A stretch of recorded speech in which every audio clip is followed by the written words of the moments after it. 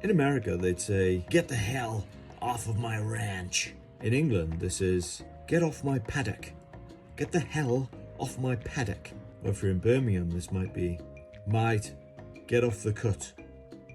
By order of the Peaky Blinders. If you're in Australia, this might be, oi, get the hell off my ranch, you flaming galah, and take your roo with ya. But if you're in Wales, this is, piss off, will you? Get on your own place and play, I told you before. Piss off, get the hell off my field, and take your sheep with you. So P is for piss off, which could be used in a number of ways. You might think somebody's lying, for example, and you could say, piss off. But in this context, it means go away. Piss off, my boy, I just play a couple of nights. I just done a night shift on the farm. Have a good day, follow for more, and please don't forget to like, share, subscribe to help me beat the algorithm.